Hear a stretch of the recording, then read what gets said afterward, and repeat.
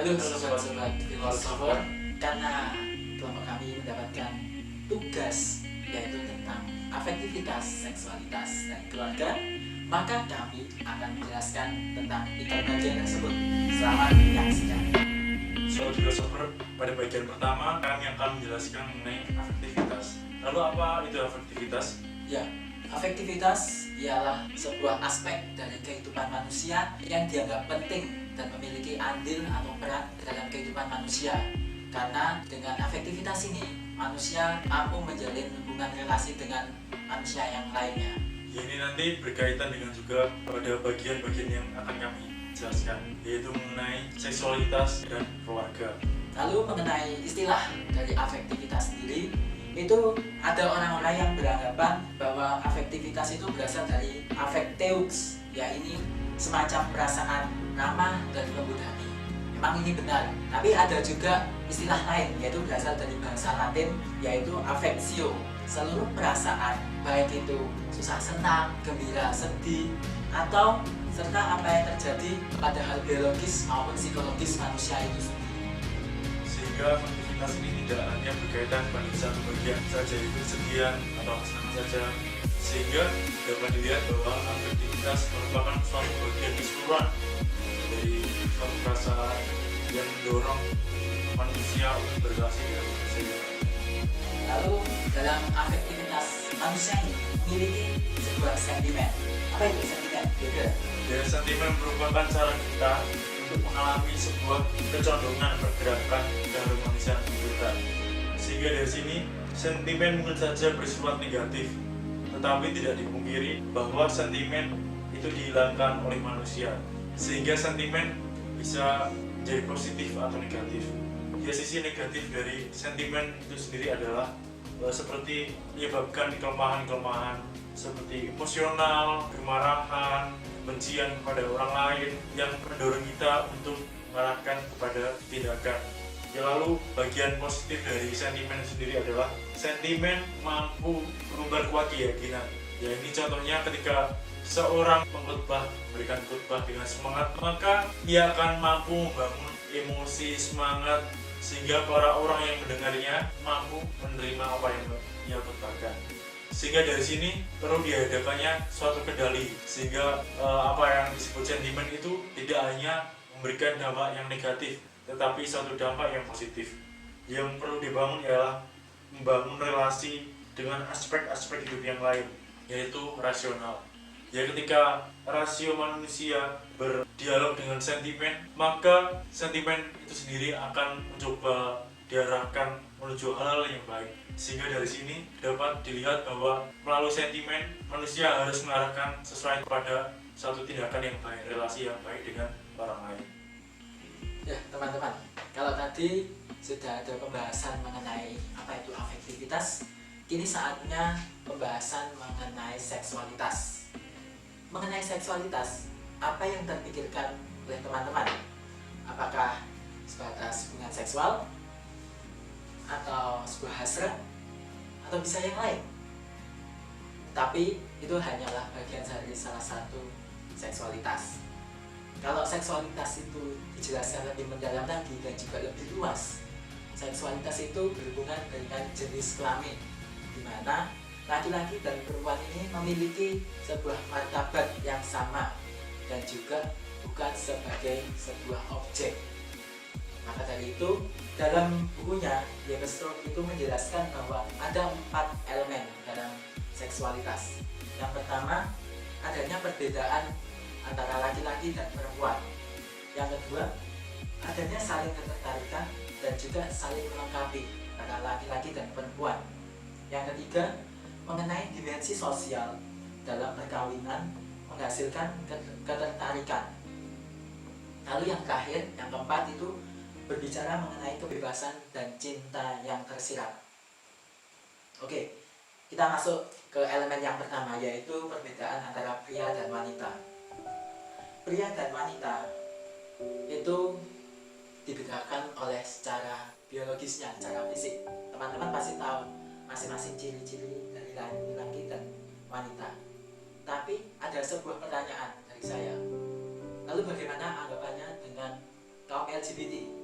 Nah, sebelum itu saya akan membahasnya secara singkat saja dari LGBT ini, yaitu mengenai konsep gender dan jenis kelamin yang dipahami oleh kaum LGBT ini.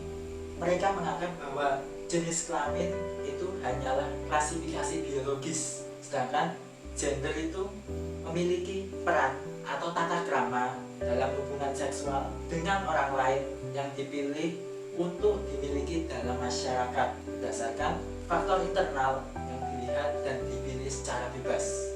Maka kaum LGBT ini membuat jenis kelamin sendiri, yang mana itu merupakan sebuah pilihan bebas dari mereka. Pilihan bebas salah satu yang menjelaskan mengapa ada banyak jenis kelamin dan hanya sejumlah kecil jenis kelamin. Tapi itu hanya sebuah selingan dari saya. Saya tidak akan menjelaskan itu panjang lebar. Tapi yang saya tekankan di sini adalah menurut pandangan Webster bahwa diri manusia itu memiliki sisi maskulinitas dan feminitas. Nah, sisi-sisi ini bukan memiliki aspek penilaian, tetapi tata krama yang ada dalam kodrat manusia itu sendiri.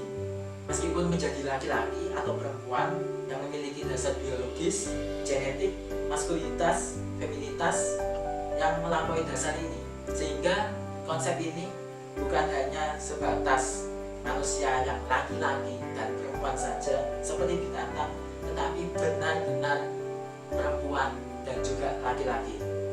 Sejak dahulu kala itu banyak penulis yang membedakan antara laki-laki dan perempuan, bagaimana mereka bereaksi terhadap berbagai hal, terhadap sebuah proses, bagaimana mereka cara berdekatnya. Maka dari itu di elemen yang kedua, yaitu adanya saling ketertarikan dan saling melengkapi, ini memiliki keterkaitan, di mana adanya tadi yang pertama adanya faktor biologis, yang kedua ini adanya saling melengkapi, di mana laki-laki dan perempuan ini memiliki peran dan tugasnya masing-masing.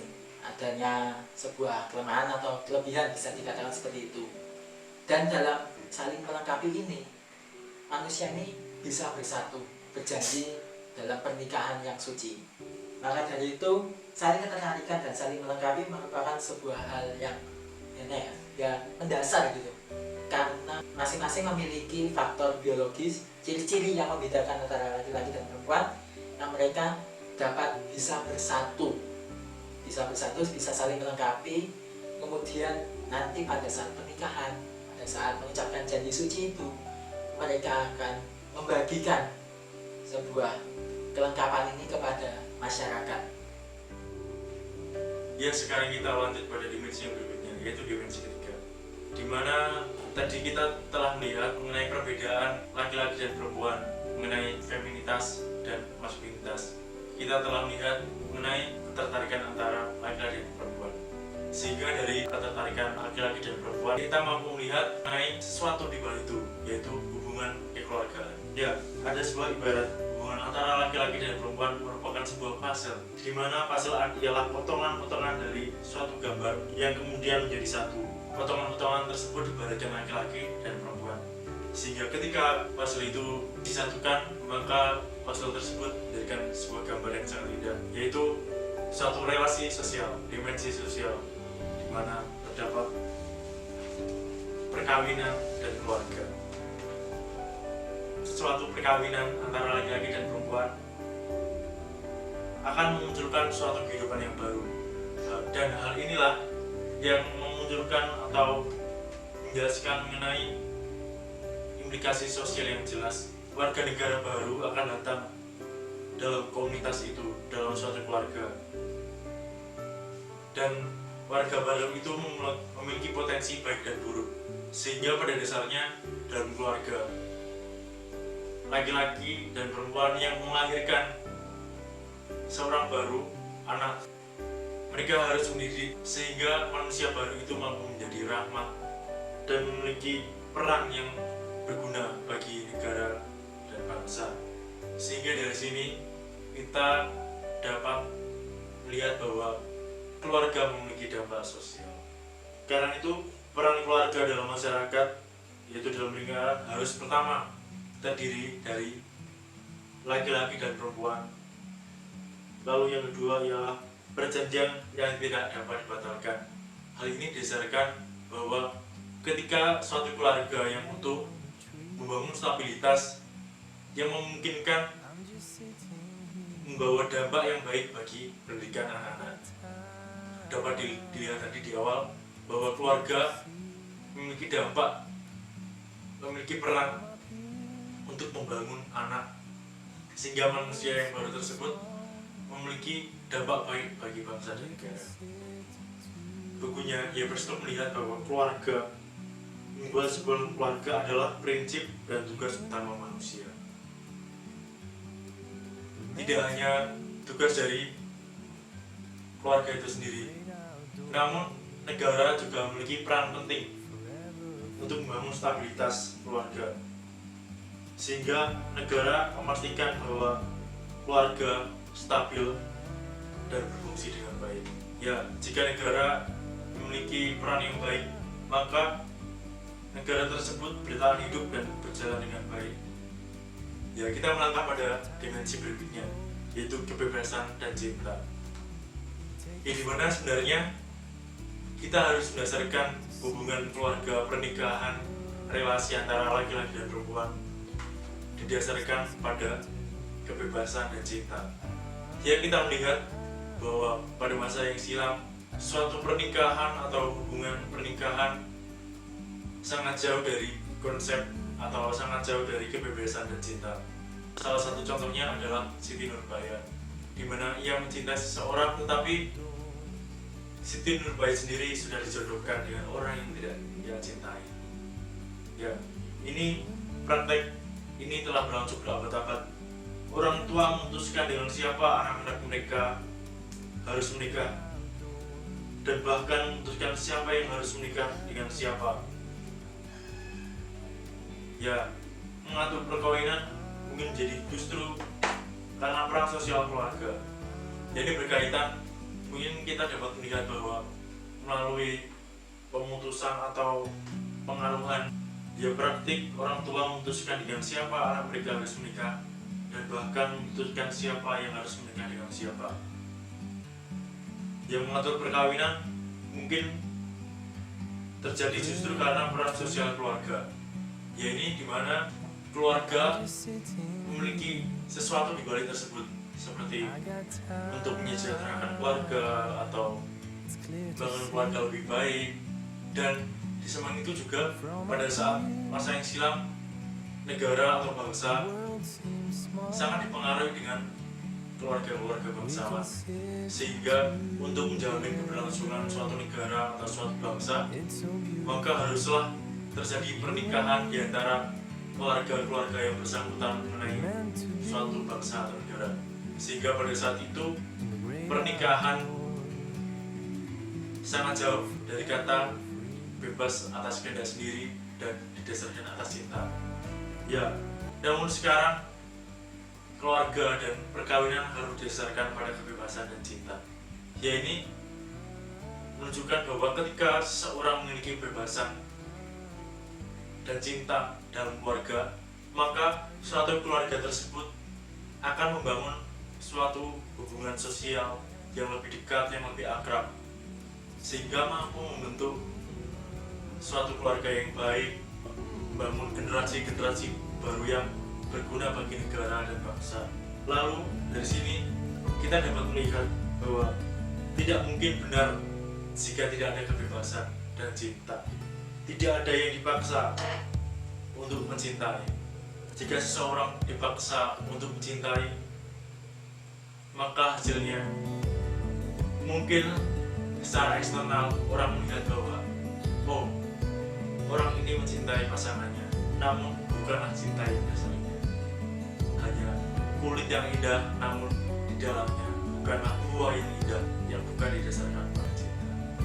Sehingga suatu perkawinan harus didasarkan pada kebebasan dan cinta. Hey sobat-sobat filosofer, kita tadi telah melihat apa itu afektivitas, Seksualitas dan keluarga.